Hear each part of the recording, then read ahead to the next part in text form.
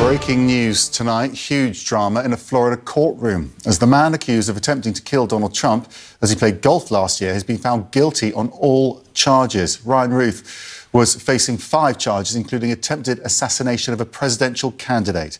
After jurors delivered the verdict, he appeared to try to stab himself in the neck with a pen before being restrained. Randy Kay is outside the courtroom in Florida. Randy.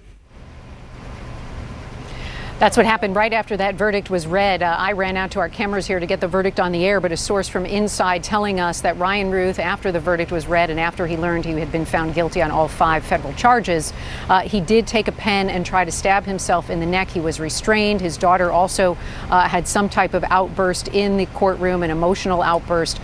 He was brought out of the courtroom and then returned to the courtroom. So that is what we know in terms of what happened immediately following the verdict being read.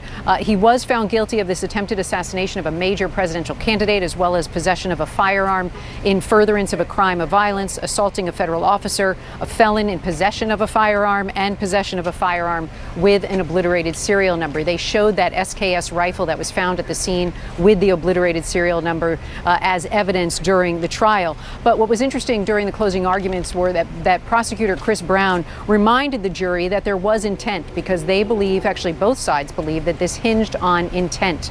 That was what they needed to get that guilty verdict. And he pointed out that there was a sniper's nest that Ryan Routh had built at the golf course where this happened. He put in steel plates to protect himself from gunfire. He had 3 aliases. He had several license plates in the car. He had 9 different burner phones. All of this spoke to intent, as well as that loaded rifle, which did have 1 bullet in the chamber. And the prosecutor noted that he had clicked the safety off. All of that, he said, spoke to intent. Now, Ryan Routh said that there was no intent during his closing argument. He said if the attempted assassination is not taken, then it's not an attempt. He said that the prime opportunity was there for the defendant to shoot Donald Trump, and that the trigger was never pulled. It was never going to happen. It was not in the defendant's heart, is how he put it. Max?